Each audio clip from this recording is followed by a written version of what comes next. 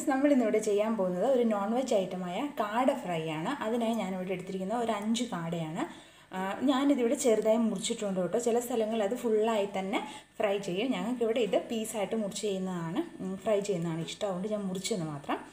നന്നായി ക്ലീൻ ചെയ്ത് അതിൻ്റെ കുറച്ച് മീറ്റ് നന്നായിട്ടുള്ള സ്ഥലം ജസ്റ്റ് ഒന്ന് ചെറുതായി വരഞ്ഞു കൊടുത്തിട്ടുണ്ട്, മസാലയൊക്കെ നന്നായി ഒന്ന് പിടിക്കാനായിട്ട്.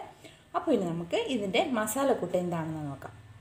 അപ്പോൾ നമ്മുടെ കാട ഫ്രൈയിലേക്ക് മസാലയ്ക്കായിട്ട് ഞാനിവിടെ എടുത്തിരിക്കുന്നത് മുളക് പൊടി 3 സ്പൂൺ, മല്ലിപ്പൊടി 1 സ്പൂൺ, മഞ്ഞൾപ്പൊടി 1/2 ടീസ്പൂൺ, കുരുമുളക് ഒരു 8-10 എണ്ണം, ഉപ്പ് ആവശ്യത്തിന്, പിന്നെ ഒരു ചെറിയ കഷ്ണം ചുവന്നുള്ളി എടുത്തിട്ടുണ്ട്. അത് അതിൻ്റെ ഫ്ലേവർ ഇഷ്ടമുണ്ടെങ്കിൽ എടുത്താൽ മതി കേട്ടോ, ഇല്ലേ കുഴപ്പമില്ല. ഒരു 5 ചുള്ള വെളുത്തുള്ളി, അത്യാവശ്യം മുഴുപ്പുള്ള ഇഞ്ചി, അത് ഞാനിങ്ങനെ 2 പീസായിട്ട് കട്ട് ചെയ്ത് വെച്ചിരിക്കുന്നതാണ്. പിന്നെ കറിവേപ്പില, ഇത്രയല്ല, ഞാൻ ഇനി ഒരു പിടുത്തം കറിവേപ്പിലയും കൂടി ഇടുന്നുണ്ട്. ഇത് ഞാൻ ജസ്റ്റ് കുറച്ച് കാണിച്ചതെന്ന് മാത്രം. അപ്പോൾ നമുക്ക് ഇനി ഇതെല്ലാം കൂടി നന്നായി ഒന്ന് അരച്ചെടുത്തുകൊണ്ട് വരാം. ഇപ്പോൾ ഞാൻ കറിവേപ്പില ബാക്കിയോടെ കാണിക്കാം കേട്ടോ. നമ്മുടെ മസാലയുടെ കൂടെ നമ്മൾ ഇത്രയും കറിവേപ്പിലയും 2 പച്ചമുളകും കൂടി ആഡ് ചെയ്യുന്നുണ്ട്. ഇനി നമുക്കിതെല്ലാം കൂടി നന്നായി ഒന്ന് മിക്സ് ചെയ്ത് കൊണ്ടുവരാം. നമ്മുടെ മസാല ഇവിടെ നന്നായി അരച്ച് കൊണ്ടുവന്നിട്ടുണ്ട്. ഇതിലേക്ക് വെള്ളമൊന്നും ചേർത്തിട്ടില്ല, ജസ്റ്റ് ഞാൻ എടുത്ത ഐറ്റംസ് എല്ലാം മിക്സിയിലിട്ട് നന്നായി ഒന്ന് പൊടിച്ചെടുത്തെന്ന് മാത്രം. ഇനി നമുക്ക് ഈ മസാലേനെ നമ്മുടെ കാടയിലേക്ക് നന്നായി ഒന്ന് തേച്ച് പിടിപ്പിക്കാം.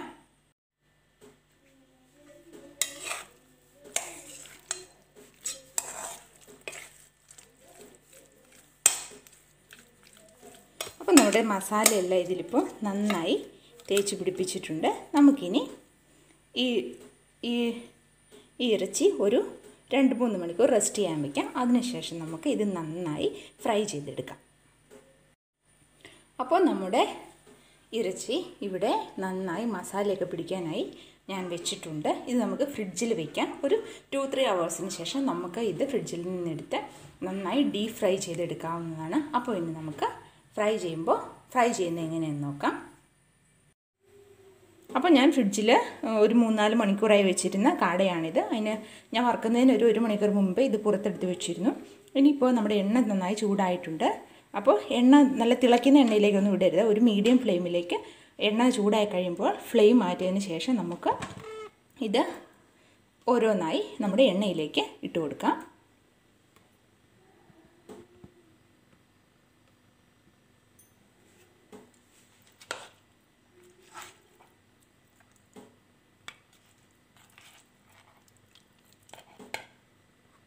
അപ്പോൾ നമ്മുടെ എണ്ണ ചൂടായി. നമുക്ക് ഒരു കാട കൂടെ എണ്ണയിലേക്ക് ഇട്ട് കൊടുക്കാം.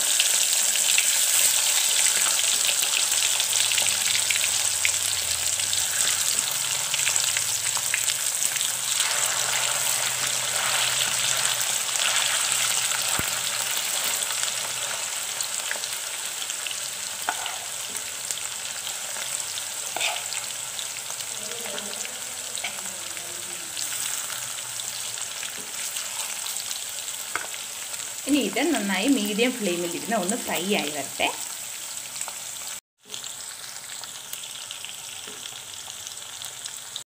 കാട ഇവിടെ നന്നായി ഫ്രൈ ആയി വരുന്നുണ്ട്. നമുക്ക് ഈ സമയത്ത് ഇതിലേക്ക് കുറച്ച് കറിവേപ്പില ചേർത്ത് കൊടുക്കാം.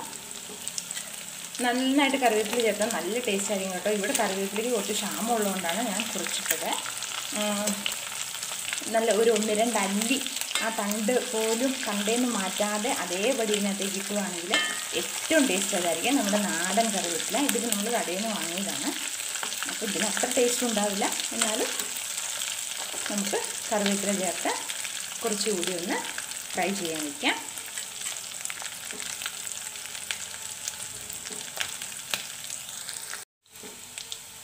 അപ്പോൾ നമ്മുടെ കാട ഫ്രൈ ഇവിടെ നന്നായി ഫ്രൈ ആയി വന്നിട്ടുണ്ട്. ഇനി നമുക്കിത് എണ്ണയിൽ നിന്ന് കോരിയെടുക്കാം.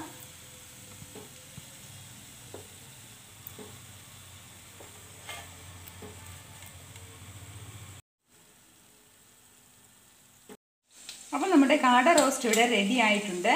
നമുക്ക് ഇനി ഇതൊന്ന്